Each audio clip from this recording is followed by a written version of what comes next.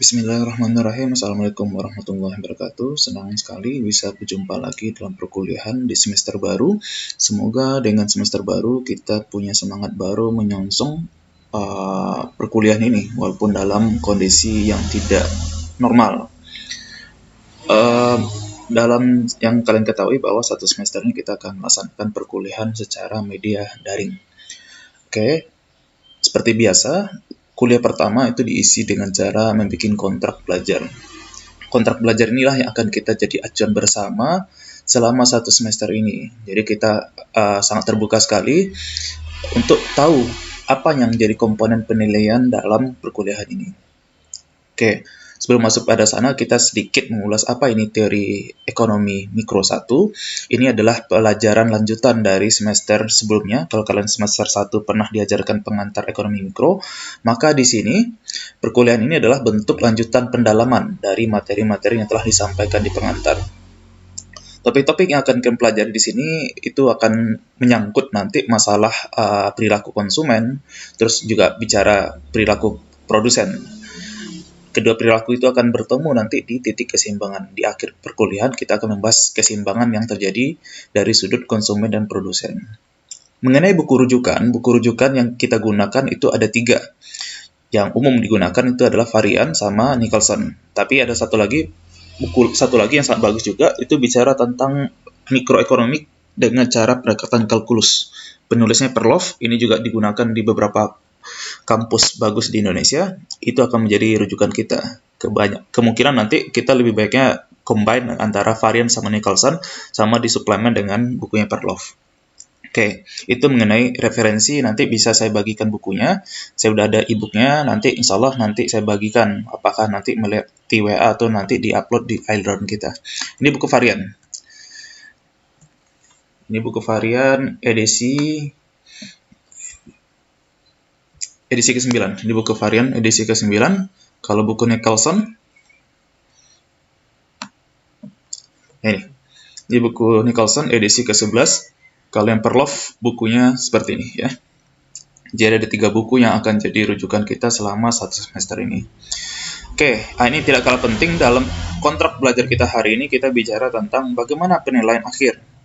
Yang selalu jadi rumit adalah biasanya nanti di akhir semester pasti ada yang protes dan seterusnya. Maka kita sepakati dulu di sini, yang ini akan jadi acuan kita bersama, yang kita sepakati hari ini.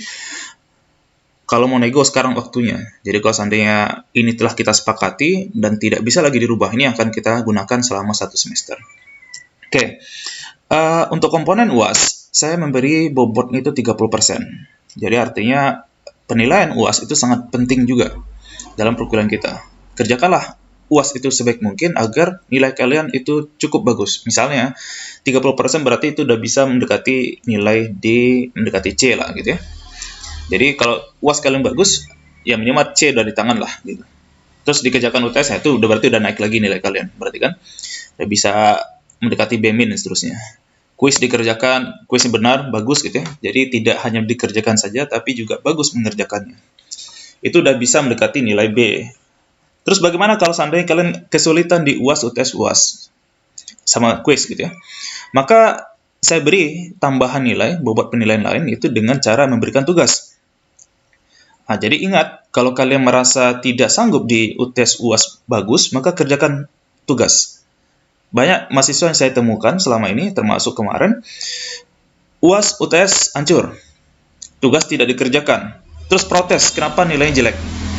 Jadi artinya, jangan sampai kita gampang protes pada orang lain, tapi kita tidak mengukur dengan apa yang telah kita lakukan. Jadi saran saya adalah, ketika kalian merasa perkuliahannya agak sulit, maka kerjakanlah tugas-tugas yang membantu kalian. Di sini saya beri bobot tugas tambahan. Tugas sendiri nanti bentuknya ada tugas bulanan sama tugas mingguan. Tugas mingguan pasti akan diupload di iLearn, yang biasa nanti di habis perkuliahan saya kasih kuis, atau bukan kuis, lebih tepatnya tugas gitu ya. Tugas yang bisa kalian jawab dengan berdasarkan buku, nanti cari di buku jawabannya. Itu tugas mingguan, bobotnya 5%. Jadi setiap selesai perkuliahan ada tugas, kerjakan, itu 5% dari penilaian.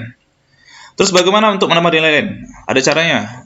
Nanti saya berikan adalah kalian harus bisa mengisikan kuesioner. Kuesionernya apa? Ini nanti saya lihatin. Kuesioner kita nanti mengikuti format dari sensus ekonomi nasional, ya.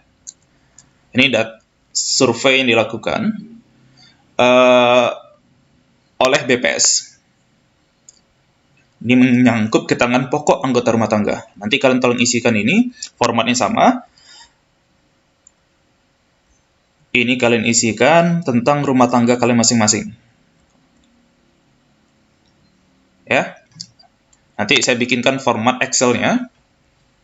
Yang itu akan kalian isi di Excel-nya nanti. Terus, nggak kalah penting, ada 2 kuesioner. Ingat, ada satu lagi, ini tentang konsumsi rumah tangga. Nah, ini data konsumsi ini sangat digunakan nanti untuk kalian melihat, aplikasikan bagi kalian perkuliahan selama ini nanti. Ini data tentang konsumsi rumah tangga. Kalian harus mengisikan nanti tentang konsumsi yang dikeluarkan oleh rumah tangga kalian masing-masing.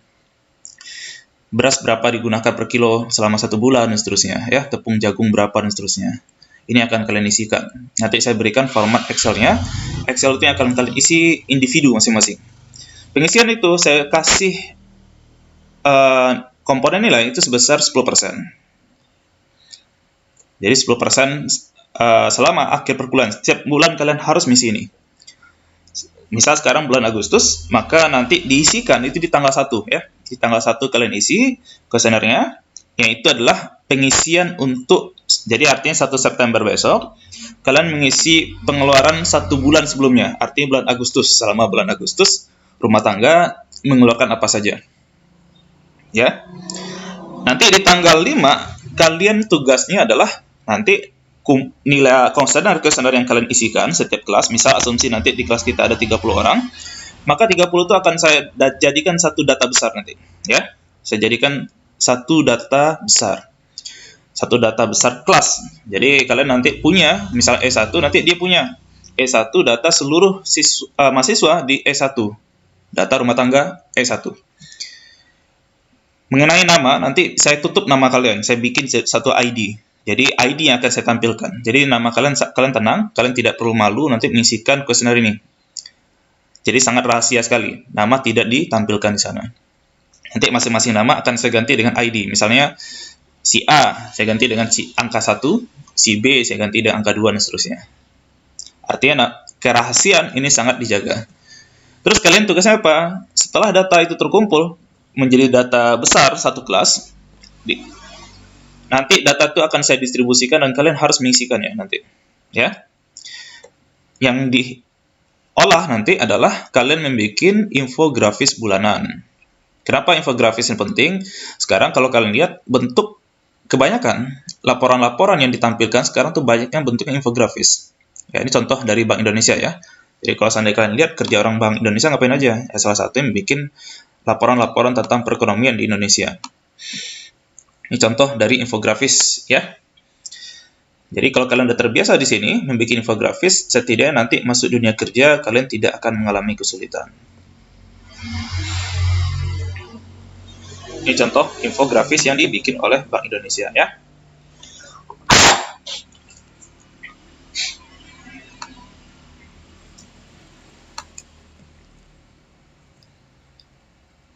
Ya, infografis sangat membantu sekali. Karena dengan waktu yang sangat terbatas, biasanya kalau dunia kerja kalian nanti, para direksi itu tidak punya waktu yang cukup banyak untuk membaca laporan kalian yang berjumlah 30 halaman lebih itu. Ya, butuh waktu cepat memutus. Salah satu dari infografisnya sekali. Banyak dengan mungkin saja untuk menceritakan apa yang terjadi pada perekonomian. Tugas kalian nanti sama seperti itu. Si rumah tangga. E1 dan E2. Artinya nanti yang kalian laporkan itu adalah perilaku konsumen atau konsumsi dari rumah tangga. Jadi kalian silakan membuat sekreatif mungkin nanti infografis apa yang mau kalian tampilkan sana. Apakah nanti kebutuhan makanan pokoknya atau kebutuhan yang lain yang akan ditampilkan. Atau masalah rumah tangga, pengeluaran rumah tangga gimana dan seterusnya. Berapa yang tertinggi, berapa terendah, dan berapa rata-rata dan seterusnya. Oke, itu mengenai infografis. Kalau seandainya ada yang mau didiskusikan, nanti saya beri kesempatan melalui WA. Nanti kita bikin grup WA, dari sanalah nanti kita sepakati tugas-tugas ini. Kalau seandainya ada perubahan, kita lakukan perubahan. Yang harus diingat adalah tugas tambahan itu tidak mungkin melewati komponen penilaian UTS UAS. Jadi komponen UAS UTS itu sudah menjadi komponen penilaian tertinggi. Yang lain itu adalah cuma membantu untuk agar nilai kalian itu tidak berada pada nilai yang tidak kalian inginkan. Baik kasus adalah tadi ketika saya akui misalnya semester kemarin ada mahasiswa sebelumnya tidak pernah mengerjakan tugas dan tidak pernah mengerjakan UTS UAS dengan baik, terus dikasih nilai E waktu itu karena UTS-nya 0, UAS-nya 0, tugas tidak dikerjakan. Nah, sekarang kalau seandainya kuis kalian agak rada bagus sedikit atau jelek lah misalnya, infografis dikerjakan, pengisian kuesioner dikerjakan, setidaknya D ke atas sudah di tangan, ya kan, 25%. Jadi kalau seandainya ingin diselamatkan nilainya, sekarang adalah kesempatannya adalah kerjakan tugas. Tapi kalau seandainya kalian merasa tidak mau mengerjakan tugas, nggak ada masalah, kerjakanlah UAS UTS kuis itu sebaik mungkin dan tugas mingguan sebaik mungkin. Agar bisa nilai kalian di atas yang atau sesuai dengan yang kalian harapkan. Oke, sekian saja yang mau saya sampaikan. Nanti kita diskusikan di media WhatsApp. Termasuk nanti kita bikin kesepakatan apakah perkuliahan kita nanti menggunakan media tatap muka dengan media online, misalnya dengan Skype atau Zoom atau dengan Google Meet. Dan saya ingatkan juga nanti bahwa komponen di sana, hadir di sana tidak terlalu berpengaruh bagi saya. Artinya kalian cukup hadir di island itu sudah cukup, mengerjakan tugas di island saya anggap itu sudah hadir. Tapi kalau kalian merasa wah kayak perlu tatap muka biar enak diskusi misalnya atau tanya jawab, boleh nanti kita fasilitasi apakah dengan Google Meet atau dengan Zoom. Karena kalau beberapa keluhan selama ini Zoom itu sangat cukup banyak menyita pulsa mungkin atau kuota gitu ya. Jadi mungkin Zoom bukan opsi yang terlalu kita gunakan nanti. Tapi kalau seandainya semuanya sepakat menggunakan Zoom ya kita pakai Zoom gitu. Tapi kalau seandainya tidak, mungkin yang agak ringan sedikit, mungkin pakai Google Meet gitu atau Skype nanti. Dari sana nanti kita perkuliahan tatap muka melalui online secara live kalau seandainya dibutuhkan. Tapi kalau seandainya tidak, cukup nanti saya upload saja video-video ajar di sana. Nanti kita diskusikan hal-hal tidak diketahui melalui media WhatsApp. Oke, sekian terima kasih. Assalamualaikum warahmatullahi wabarakatuh.